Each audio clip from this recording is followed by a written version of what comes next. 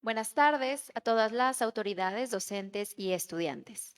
Es un honor darles la bienvenida a la conferencia Intervenciones para prevenir el deterioro cognitivo en adultos mayores. En primer lugar, es un verdadero placer presentarles a las distinguidas autoridades que nos acompañan.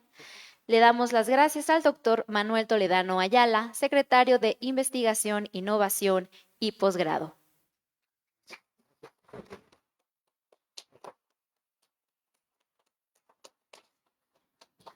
Y por supuesto agradecemos la presencia de la doctora Thalía Fernández Harmony, conferencista del Instituto de Neurobiología de la UNAM.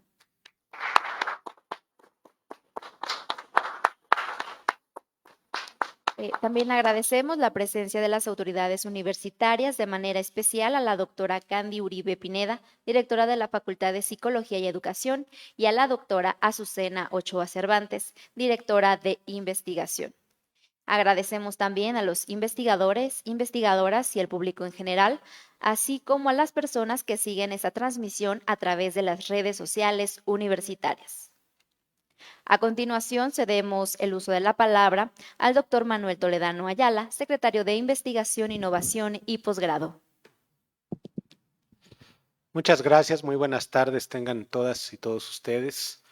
Para mí es un honor darles la bienvenida a esta iniciativa de la Secretaría de Investigación, Innovación y Posgrado que lleva por título Dialogando con Ciencia y que tiene la intención de poder impartir estas conferencias de divulgación con las y los ganadores del premio Alejandrina a la investigación hacia el público en general. Y en esta ocasión, desde luego, es un gran honor, es un gran privilegio para la Universidad Autónoma de Querétaro contar con la presencia de la doctora Thalía Fernández Harmony. Doctora, sea muy bienvenida, esta es su casa, la Universidad Autónoma de Querétaro, quien nos estará impartiendo esta conferencia magistral que lleva por título Intervenciones para prevenir el deterioro cognitivo en adultos mayores. Uno de los principales mandatos de la Ley General de Educación que tenemos que seguir las instituciones de educación pública es el poder establecer estos mecanismos para que la investigación que se realiza en las universidades, en los centros de investigación, pueda llegar a la sociedad en general. Y desde luego que estamos comprometidos con ello y estaremos presentando el tercer jueves de cada mes, una conferencia con cada uno y cada una de las ganadoras del premio Alejandrina. En el mes de septiembre tendremos una conferencia que se estará impartiendo también en ahora la Escuela de Bachilleres de la Universidad Autónoma de Querétaro en el campus San Juan del Río.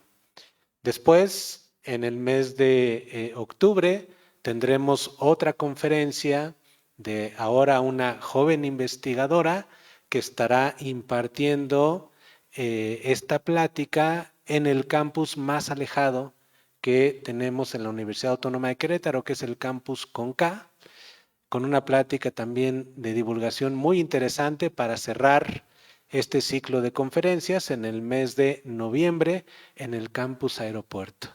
Y como ven ustedes, la visión que tenemos en la Secretaría es que la ciencia pueda socializarse, no nada más en centro universitario, sino en los diferentes campus donde tiene presencia esta universidad.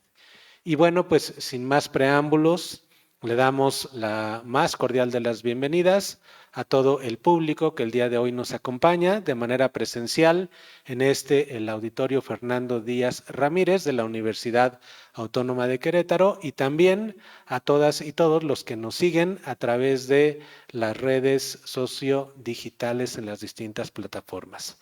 Muy bienvenidos y preparados para disfrutar de esta conferencia magistral. Y nuevamente, doctora, sea muy bienvenida, esta es su casa. Antes de dar inicio, invitamos al doctor Manuel Toledano a tomar su lugar en el público.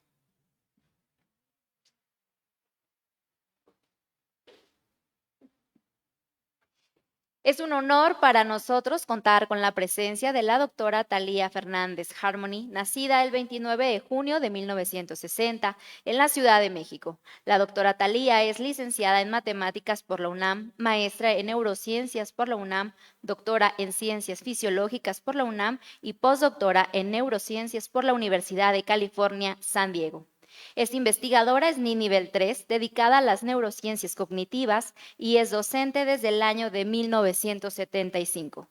Cuenta con 100 artículos en revistas indexadas internacionales, 21 en revistas indexadas nacionales, 3 de difusión y divulgación científica, 5 capítulos de libro de circulación internacional y 6 nacional, además de 3.885 citas de trabajos de investigación.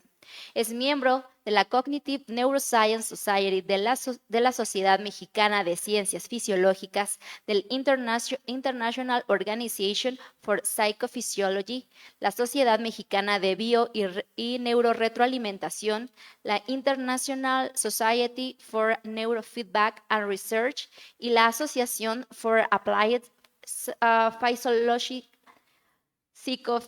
Psychophysiology and Biofeedback. Tiene el premio de la Academia de Ciencias de Cuba, la medalla Alfonso Caso, la medalla Sor Juana Inés de la Cruz, la distinción Recognized Reviewer Status.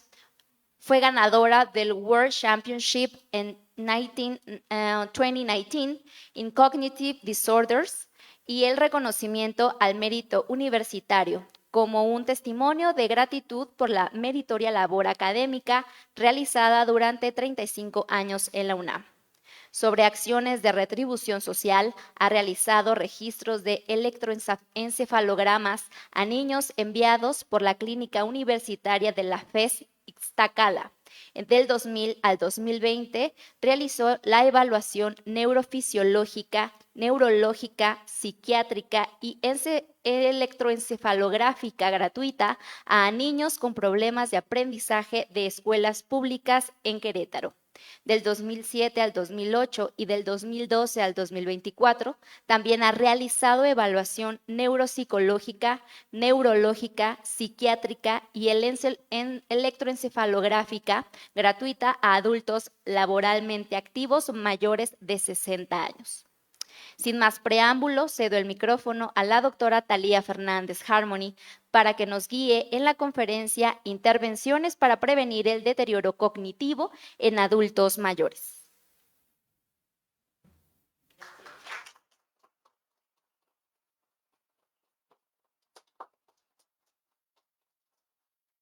Muchas gracias. Pues soy Thalía Fernández, soy responsable del Laboratorio de Psicofisiología del Instituto de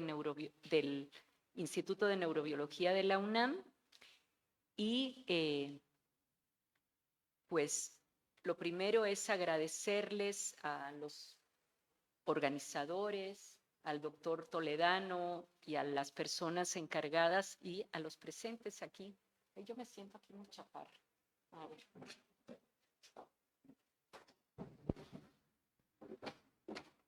Puedo mover esto, ¿verdad? Okay. Les decía que, bueno, mi más sincero agradecimiento a todos ustedes y a todas las personas que han colaborado y a los presentes, a los asistentes. Entonces, bueno, esta plática que les voy a dar, intervenciones para prevenir el deterioro cognitivo en adultos mayores, es una parte de una de las líneas de investigación que tenemos en el laboratorio. Y pues como ven, hay un montón de colaboradores, siempre hay muchos colaboradores, muchos de ellos alumnos. En este caso, casi todos provenientes. Esto ya no. Así. provenientes de instituciones de la UNAM, del Instituto de Neurobiología, la Inés Juriquilla, y de la FES Iztacala. Agradezco también a estas personas, y ahorita mismo estaba pensando en más que han colaborado con nosotros, aunque no hayan sido autores directamente de los trabajos, y sin duda al programa de apoyo a proyectos de investigación e innovación tecnológica, que hasta ahorita nos ha favorecido con 4 proyectos de investigación, con financiamiento para 4 proyectos en adultos mayores, y de hecho acabamos de meter un 5º proyecto en adultos mayores. Entonces, bueno, por todos es conocido que la distribución de la población en el mundo se va modificando, se ha ido modificando, y en esta figura les presento, ya empecé. En esta figura les presento con la línea roja a los adultos que tienen 60 años y para arriba los que son mayores de 60 años, y este triangulito en azul, están viendo allá, ¿verdad? Uy.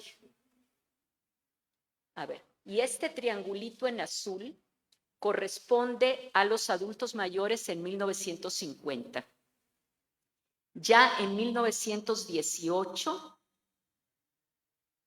2018, ya eran todos estos adultos los que están enmarcados en verde, que triplican casi la población de adultos mayores que había en los años 50, y para 2100 se espera que sean muchísimos más.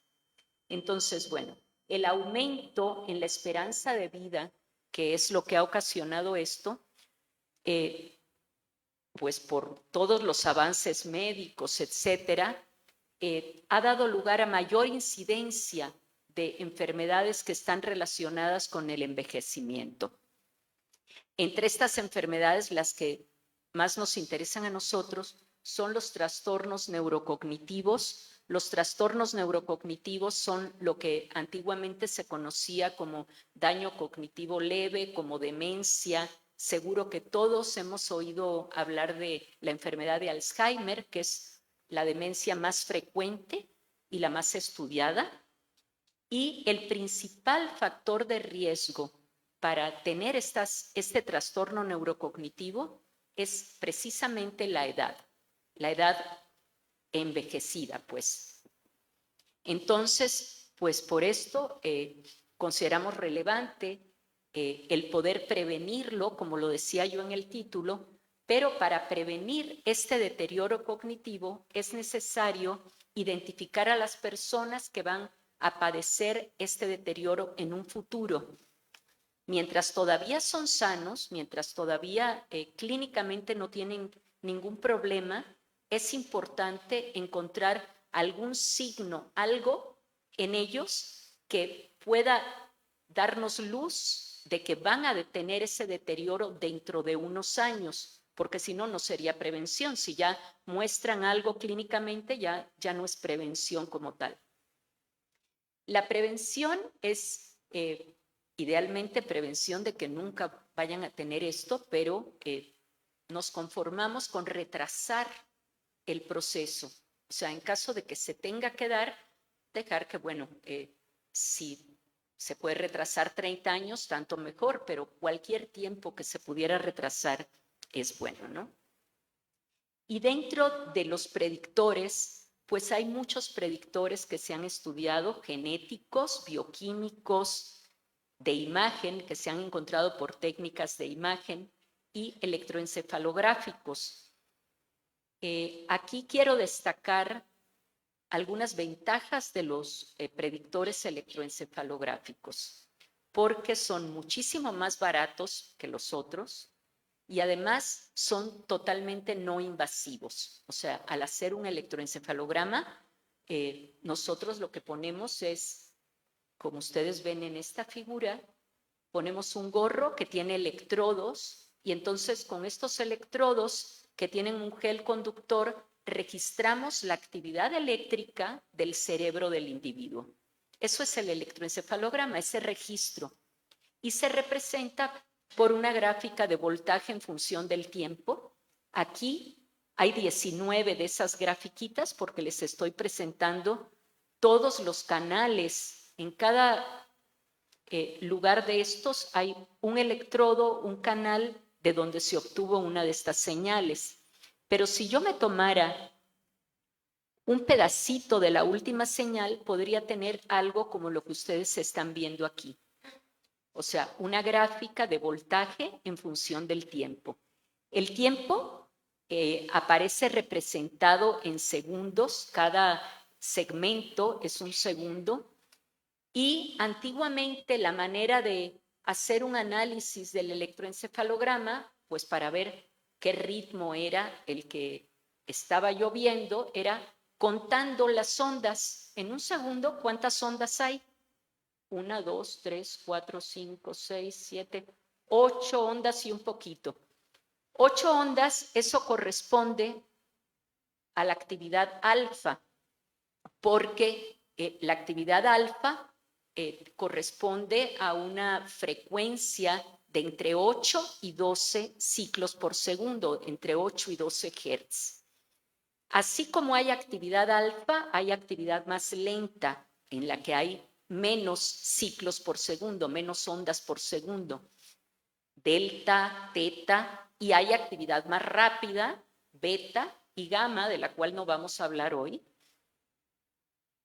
Y ya en épocas más actuales, con el advenimiento de la, pues de la computación principalmente, pues, y con la característica que tiene el eje, el electroencefalograma, de ser una mezcla de frecuencias y de que la frecuencia sea su principal descriptor, porque yo divido los ritmos de acuerdo a que tienen sobre todo distintas frecuencias. Ya después me meto en algunos detalles más, pero lo principal es la frecuencia que tiene. Entonces, pues algo como la transformada de Fourier nos podía permitir convertir esta señal del electroencefalograma que está en el tiempo en otra señal que estuviera en el dominio de las frecuencias. Y ahí, chiquititas, se pueden ver las bandas delta en letras griegas, teta, alfa, beta. Ahora, ¿qué hace esa transformada de Fourier? Hace lo mismo que lo que hace un prisma de Newton.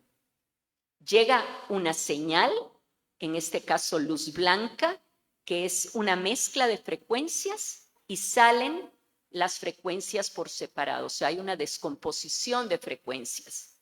Ya que tengo las frecuencias descompuestas, aquí vengo a esta gráfica y para cada una de las frecuencias en el eje de las X, pongo cuál es su potencia y así obtengo este espectro de potencias. El área bajo la curva en una banda, yo le voy a llamar potencia absoluta. ¿Y eso por qué me interesa? Porque hay un trabajo muy interesante que realizaron Pritchett y colaboradores y publicaron en el año 2006. Digo muy interesante porque todos siempre habíamos pensado que los adultos mayores sanos, todos eran iguales, que era una población homogénea, la de los adultos mayores sanos.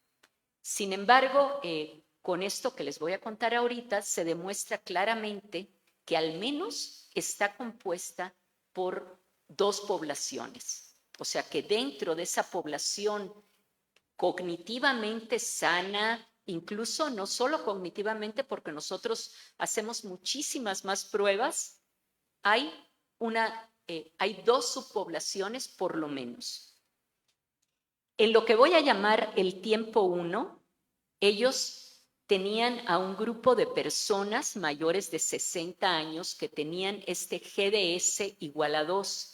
GDS es una escala psiquiátrica, que es la escala de deterioro global, y el tener un puntaje de 2 en esta escala significa que eran perfectamente sanos, pero que tenían alguna queja subjetiva de memoria.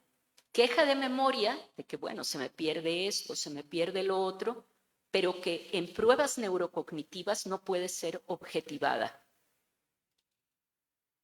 Pasaron 10 años y en este tiempo 2, unos de ellos se quedaron siendo sanos con un GDS de 2, pero hubo otro grupo de adultos mayores que aquí eran sanos y en 10 años desarrollaron un trastorno neurocognitivo. Pritchett y colaboradores dijeron, bueno, del tiempo 1 tenemos el electroencefalograma, entonces vamos a ver el electroencefalograma de estas personas, si hay diferencia entre los sanos y los que desarrollaron el trastorno.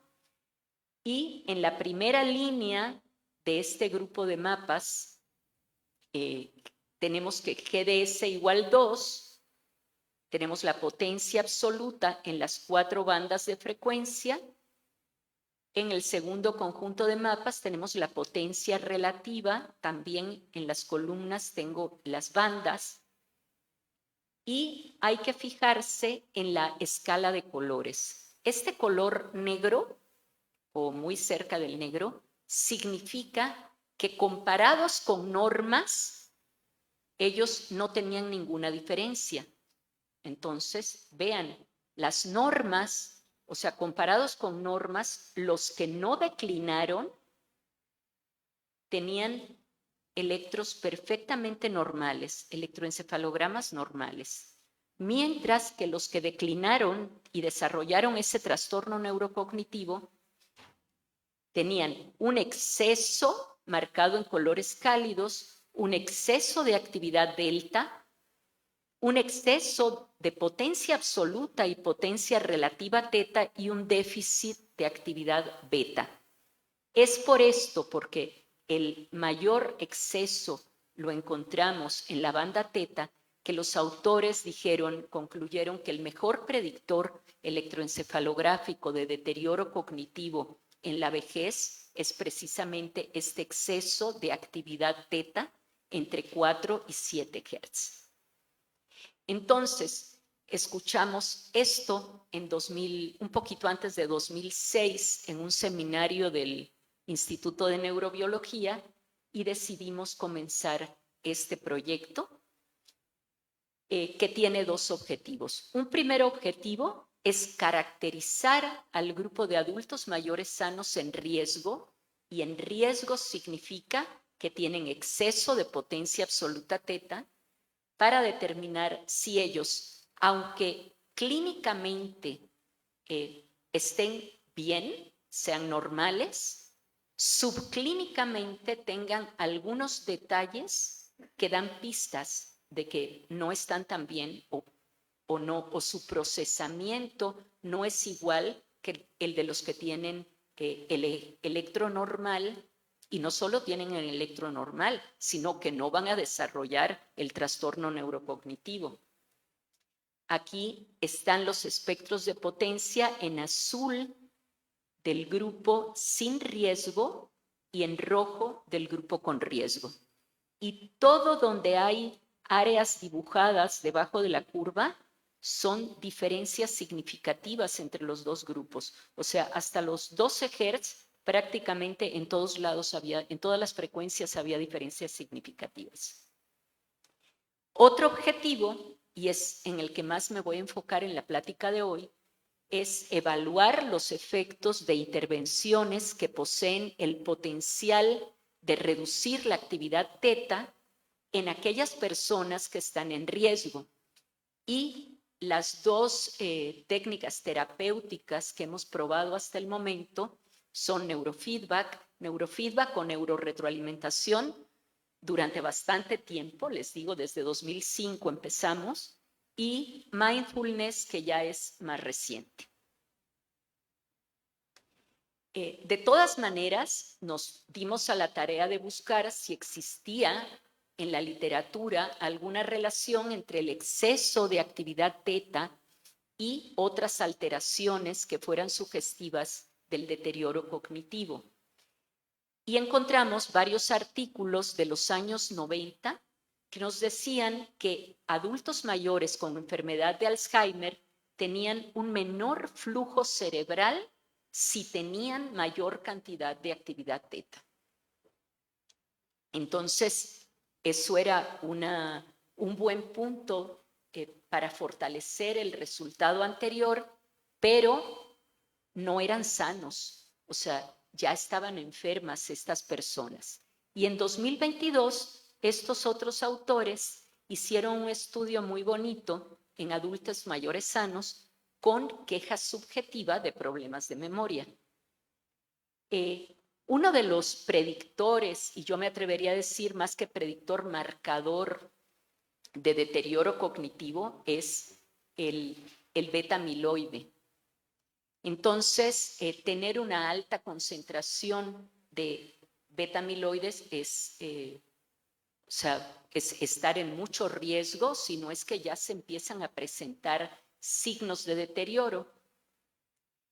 Y ellos separaron a un grupo de más de 300 personas, los separaron entre los que tenían una baja concentración y los que tenían una alta concentración de beta-amiloide, y compararon su electroencefalograma en todas las regiones. Esto es un cerebrito puesto como de lado y se ve para acá la región frontal, para acá la región posterior. Este es la actividad, la potencia teta en las personas con baja concentración de beta-amiloides y con alta concentración.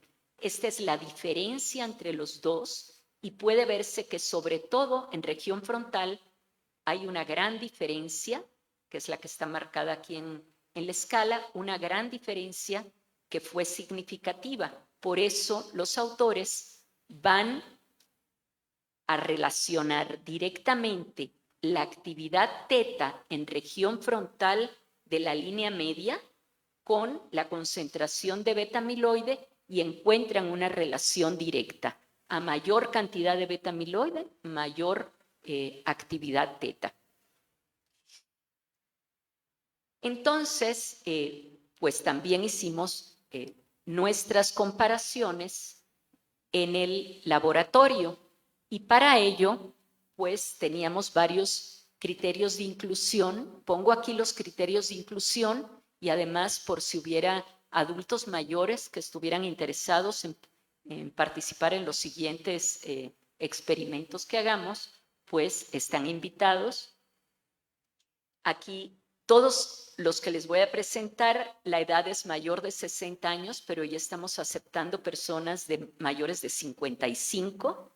Escolaridad, al menos secundaria terminada, evaluación psicométrica conductual dentro de límites normales, sin evidencia de alteraciones neurológicas o psiquiátricas, diestros, que esta medida GDS estuviera en 1 o en 2, o sea, normales con queja o sin queja subjetiva de memoria. Análisis de sangre dentro de límites normales, tanto para hemoglobina, glucosa, colesterol, triglicéridos, como para la hormona estimulante de tiroides. O sea, podía ser una persona que alguna vez hubiera tenido la glucosa alta, pero en el momento en que entrara al estudio ya tenía que tener controlada la glucosa. Igual con la presión arterial, que no lo puse por acá. No haber recibido anestesia general en el último año, ni haber sufrido un trauma cráneoencefálico que conllevara una pérdida de conciencia. Y estos fueron los resultados ya de nuestro grupo de investigación. En la resonancia encontramos que hay diferencias entre los adultos mayores sanos con riesgo y sin riesgo en su grosor cortical en región temporal del hemisferio derecho. Cuando analizamos la conectividad, o sea, las conexiones de una red que se llama red por default, que es una red que está activa, una red neuronal que está activa durante el reposo, encontramos diferencias entre los dos grupos, por un lado, en la fuerza de esa conectividad, pero también en la dirección. Para los que no tenían riesgo, la dirección va de regiones posteriores a anteriores, va el flujo de información, y el grupo en riesgo tiene el flujo de información exactamente al revés, de frontales hacia regiones posteriores. Y no solo en reposo, sino también la actividad eléctrica cerebral. Cuando les ponemos una tarea de interferencia, tiene diferencias entre los dos grupos. Lo que ocurre en jóvenes y lo que debe ocurrir normalmente es que ante la condición de interferencia haya una negatividad muy grande, como aparece aquí en línea azul punteada, y que esta negatividad no sea tan grande como aparece acá arriba en la otra línea azul, o sea, que haya diferencias entre cuando hubo interferencia y no hubo interferencia. Mientras que los adultos en riesgo no muestran ninguna diferencia entre las dos condiciones. Son las dos líneas rojas, y aquí en este intervalo, que es el que está marcando la respuesta a la interferencia, ellos tienen ya un procesamiento diferente.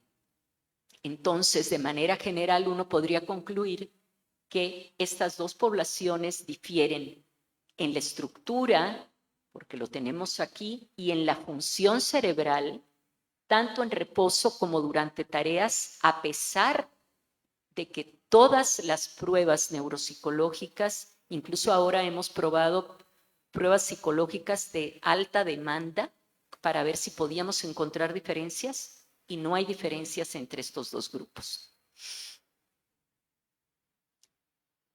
Y este neurofeedback o neuroretroalimentación es la primera de las alternativas terapéuticas que nosotros empleamos para tratar de reducir esta actividad teta, o sea, reducir el riesgo, si lo quieren ver así. El neurofeedback es un procedimiento de condicionamiento operante mediante el cual un individuo puede aprender a modificar su propia actividad eléctrica cerebral. Imaginen que este es el electroencefalograma de una persona mayor de 60 años que tiene exceso de actividad teta, o sea, está en riesgo. Entonces viene con su electroencefalograma. Esta es la región en donde era más anormal esta diferencia, la diferencia se hacía más grande. Y viene, y esta actividad es bastante lenta, podríamos pensar que es actividad teta, pero en el momento en que se reduce esta actividad teta, entonces se le da un sonido, se le da un tono. Y con este mecanismo de darle el tono y que el tono esté asociado a lo que nosotros le decimos, que el tono aparece cuando su cerebro está funcionando bien y que tienen que tratar de mantener ese tono la mayor cantidad de tiempo posible. Hacemos esto durante media hora efectiva, durante 30 sesiones, que a razón de 3 sesiones por semana serían 10 semanas, y ahorita les presento los resultados. Sí quiero destacar que este es el único protocolo de neurofeedback que existe que tiene carácter preventivo, y no solo para población adulta, sino en general es el único que tiene carácter preventivo. Y estos son los resultados.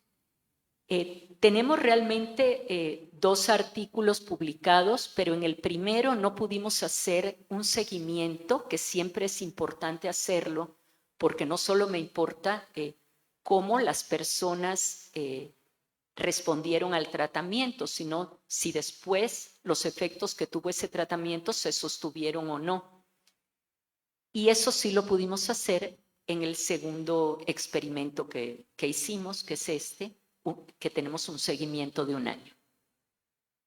Aquí de nuevo, en estas cabecitas por columnas son delta, teta, alfa y beta, y pueden ver que al comparar antes contra después del tratamiento, se redujo la actividad delta y teta, aumentó la actividad beta. Al comparar después contra un año después del tratamiento, parece que no hubo mayores cambios. Y al comparar antes contra un año después, se acentuó esa reducción inicial que había habido de actividad teta y ese aumento de actividad beta. Y todo esto estuvo asociado también a cambios cognitivos, porque el CI total mejoró, aunque ya después al año regresó a su nivel anterior, pero las funciones ejecutivas, esas sí siguieron una línea ascendente.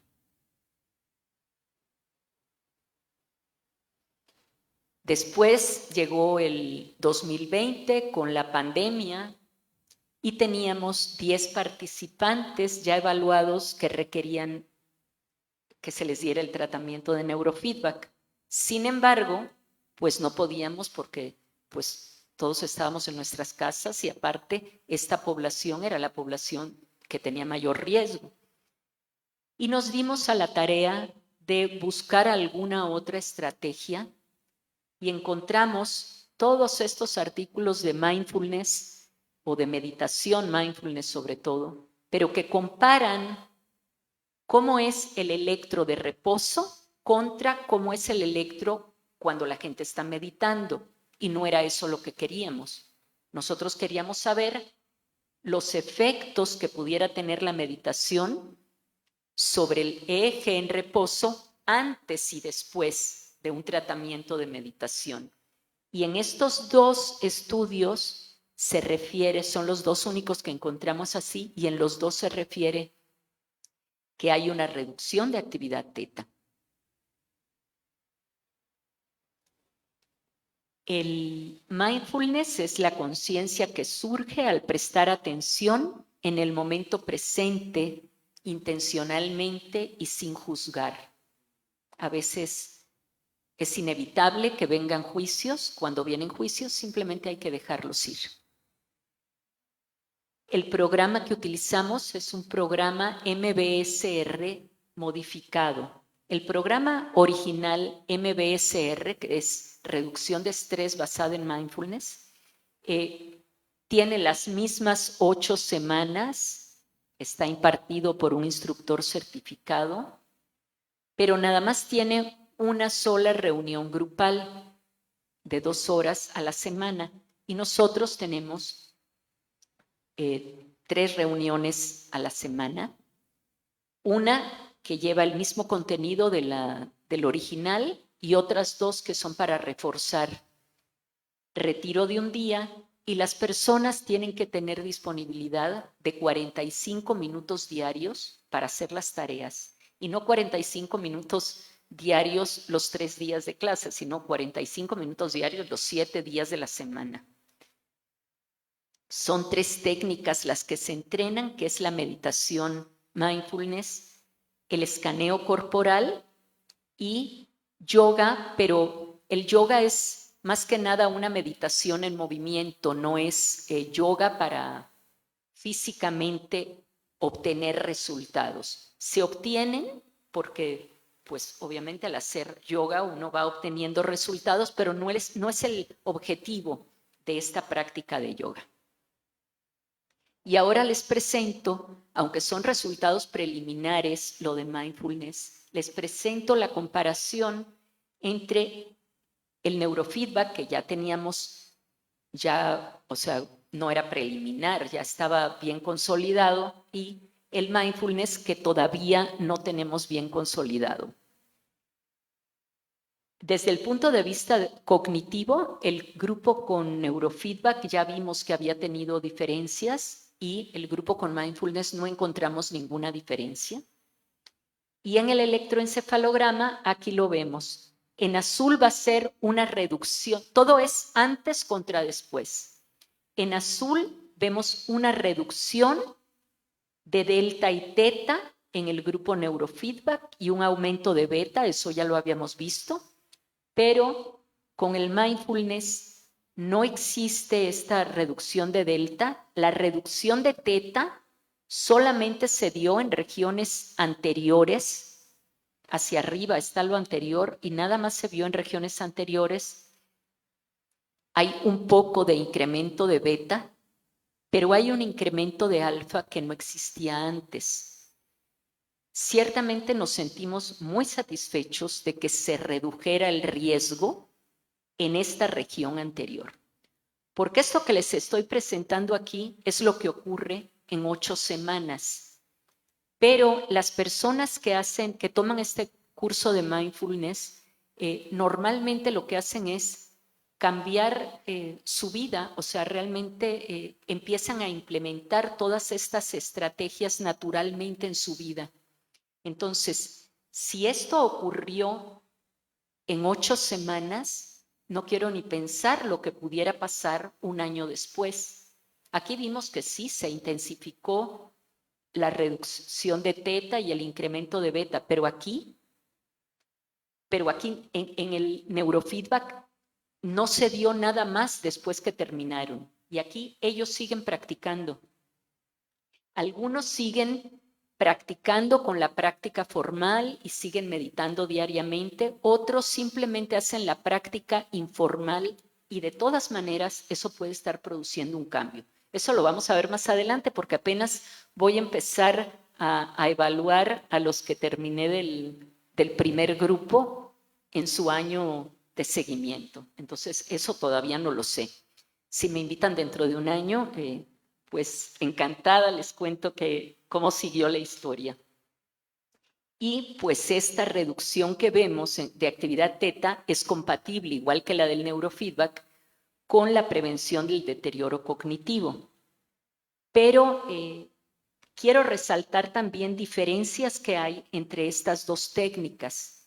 Para el neurofeedback hace falta alguien que esté dando el neurofeedback individuo por individuo, persona por persona, con un equipamiento que el mindfulness no necesita. El mindfulness nada más te necesitas tú. Nada más necesitas tener un espacio más o menos tranquilo.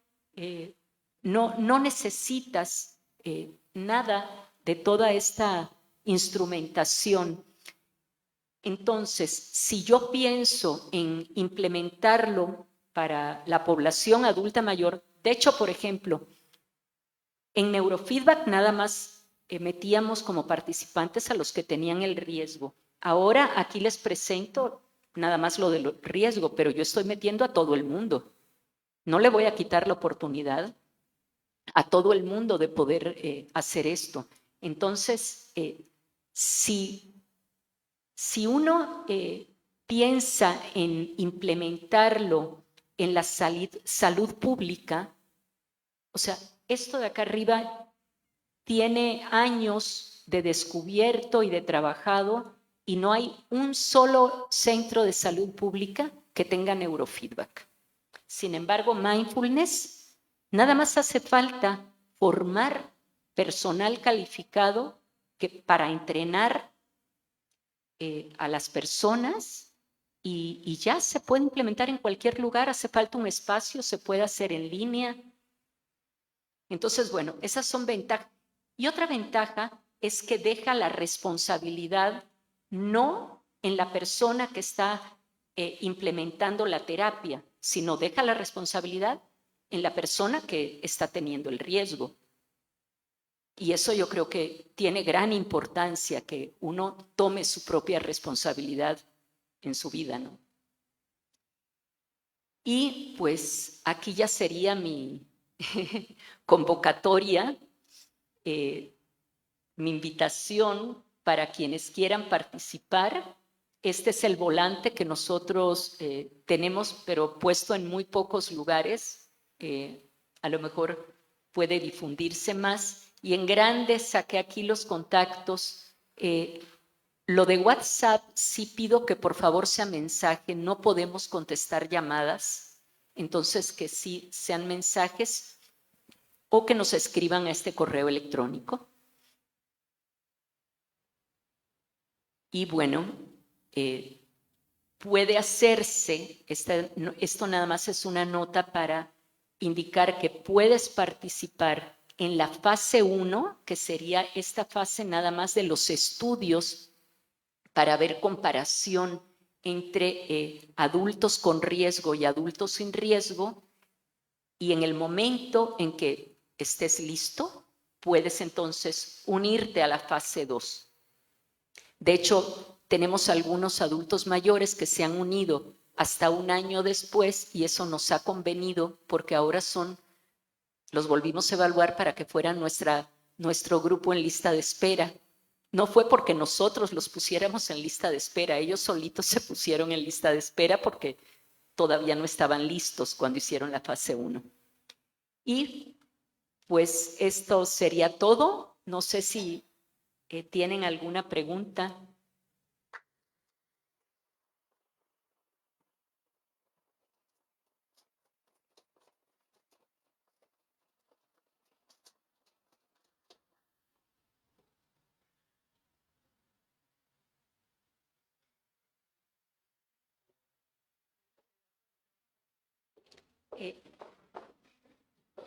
¿Quieres? No, este no se quitó.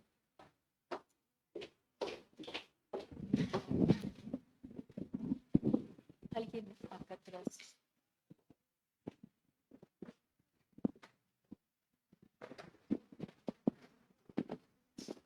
¿Qué otra cosa?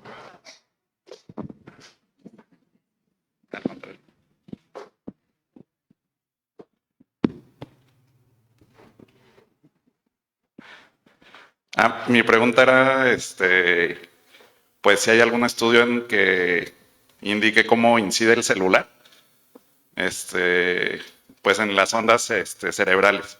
O sea, el uso del celular, o dejarlo al lado de la cama al dormir, o sea, esos malos hábitos, pues no sé si hay algún estudio que, pues sí, que en el que para ver si tiene incidencia.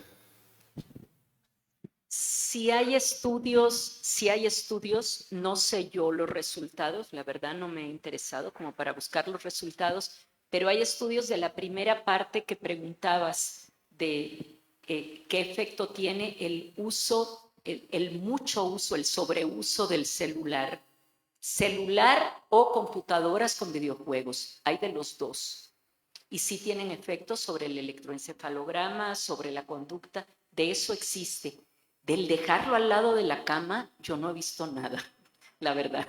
Entonces, pero bueno, tampoco he revisado esa literatura como porque yo esté interesada en ella. De lo que te digo que sé es porque me ha parecido, no porque la haya buscado. De nada.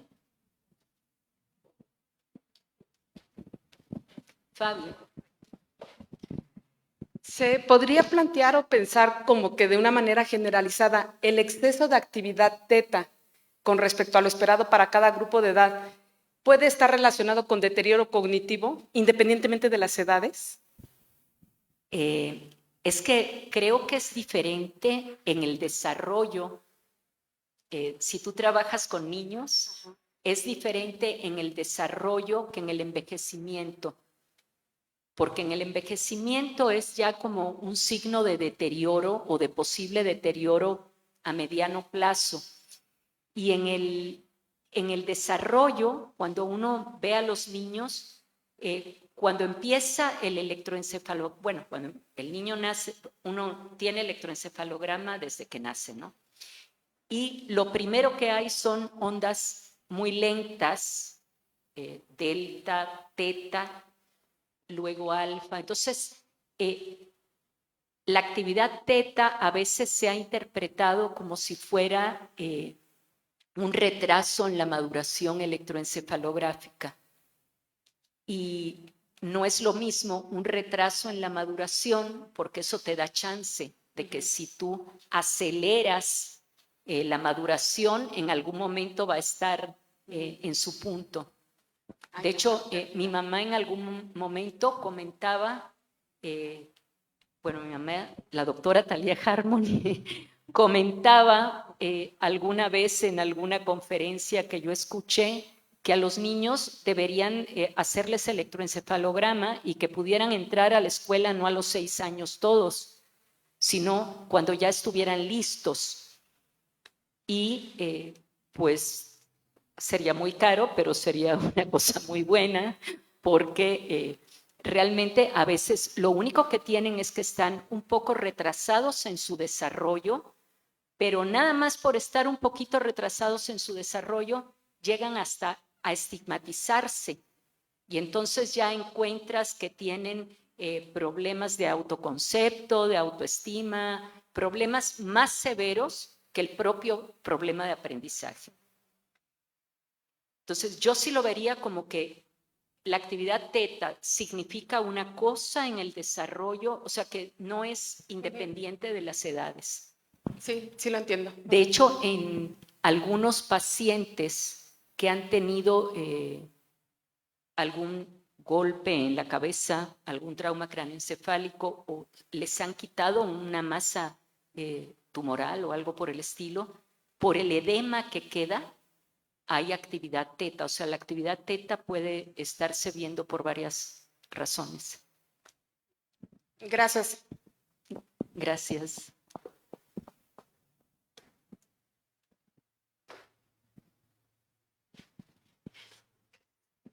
Sí, tengo una pregunta. ¿Este tipo de terapias es posible o sería viable aplicarlo, por ejemplo, en centros geriátricos?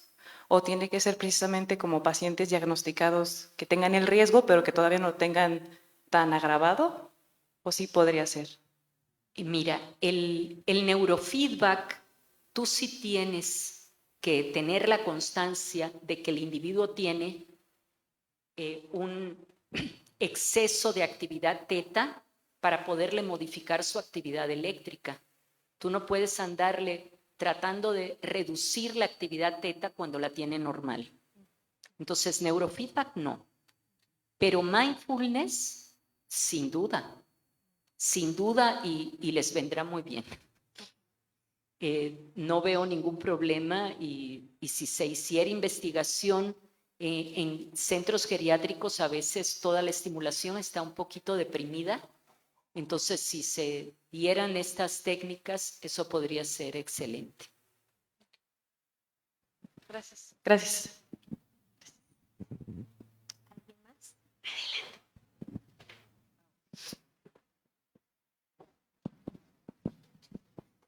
Gracias. A ver si no me salgo un poco del tema. Primero agradezco tu explicación, me pareció sí, súper clara, pero bueno, yo hago danza y trabajo pues danza terapia, pero no desde la perspectiva neuro.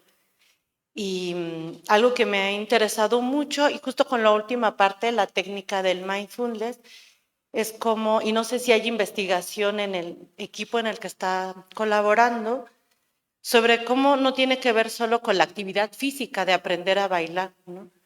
Sino el poder estar en estados de relajación y hacer consciente la propiocepción y otras formas, ¿no? Entonces no sé si haya investigación que estén realizando o hayan realizado con adultos mayores o otro segmento de la población asociada a la danza, ¿no? Como en esta perspectiva más terapéutica, ¿no? Y menos dirigida a aprender a bailar y a la presencia del espectáculo. Gracias. Sí, gracias por tu pregunta. Y la verdad, no sé si hay estudios en adultos mayores específicamente con danza, pero sí hay muchos estudios, bueno, no muchos, pero varios estudios en actividad física. Y yo creo que la danza es una maravillosa actividad física que uno puede implementar como actividad física incidental. Tenemos otro trabajo en adultos mayores que lo que hicimos fue nada más preguntarles de sus vidas qué actividades eran las que hacían y por cuánto tiempo hacían cada actividad. Es un cuestionario que se llama JPAS y pudimos separar a las personas, a los adultos mayores, en pasivos y activos. Y definitivamente los activos tenían un electroencefalograma más compatible con no desarrollar trastorno neurocognitivo. Entonces, no fue específico de danza, pero pues la danza siempre implica actividad física. Tú ya me preguntabas que si otros procesos aparte, y ahí sí, no sé, no sé, y sería muy interesante averiguarlo, sí, porque a lo mejor más que la actividad física, lo que está interviniendo es pues el poder seguir un ritmo, no sé, o sea, se me ocurren muchas preguntas, pero no tengo la respuesta a ninguna. ¿Alguien más? Adelante, sí. De ese lado.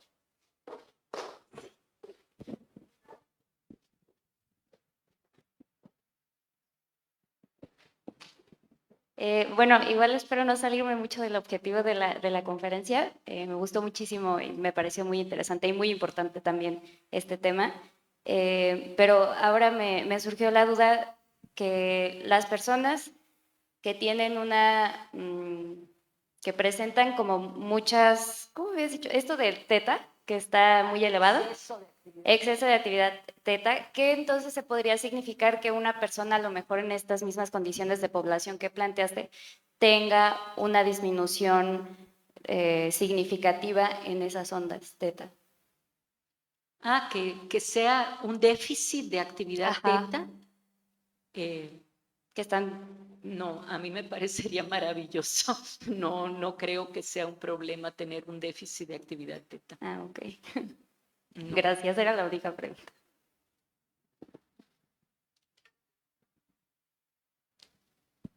¿Más?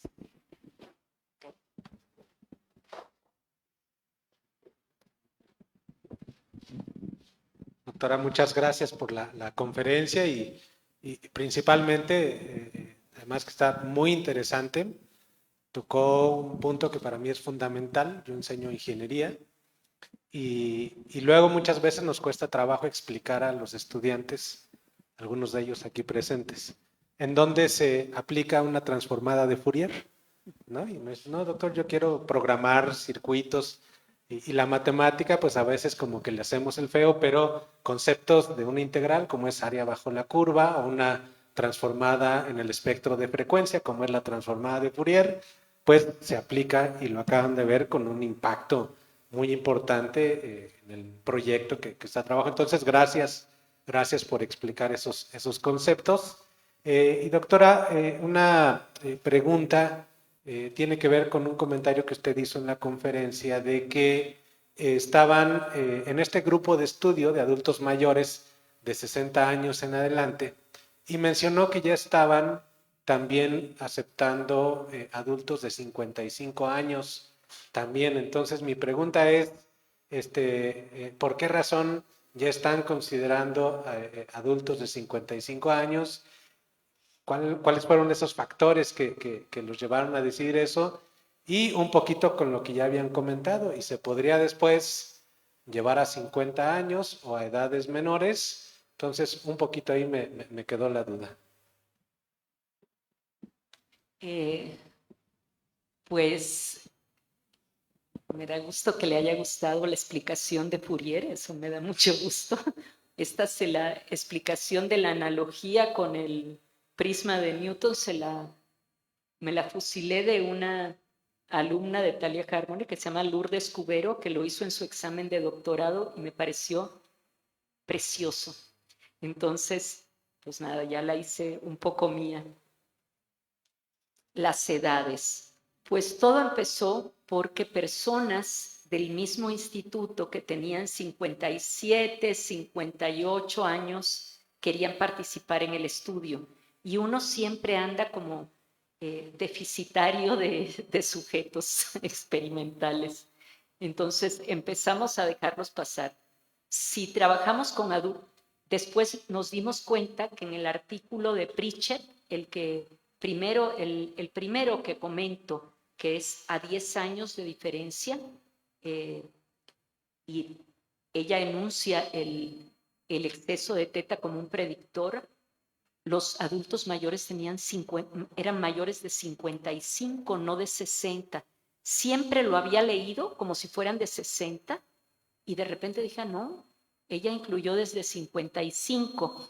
Entonces, por esta razón y si no pienso bajar la edad del adulto mayor a 50. Yo de 55 ya me quedo, voy a ver si no hay un efecto de la edad por estar metiendo gente más joven, porque eso es lo primero que tengo que ver. Y si no hubiera un efecto de la edad, ya me quedo en 55. Si lo hay, pues me tendré que quitar a los que están entre 55 y 60 o meter alguna estrategia estadística de meter la edad como covariable, o sea, algo, pero ya no lo seguiría tomando. O sea, si me metiera ruido, yo creo que volvería a los 60.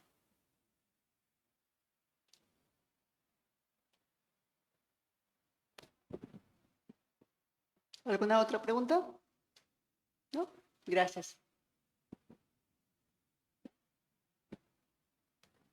Voy a invitar al doctor Manuel Toledano si me ayuda a subir al presidium. Igualmente invitamos a la doctora Talía a pasar a su lugar en el presidium.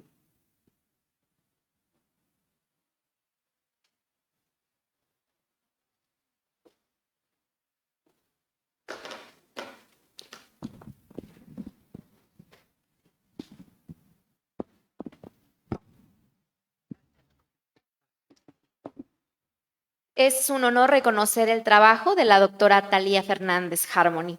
La Universidad Autónoma de Querétaro valora profundamente su valiosa aportación a través de la conferencia Intervenciones para prevenir el deterioro cognitivo en adultos mayores. Con el fin de enaltecer su destacada labor, el doctor Manuel Toledano Ayala le hará entrega de un merecido reconocimiento. Doctora, pues le agradecemos mucho. Muchas gracias. Muchas gracias.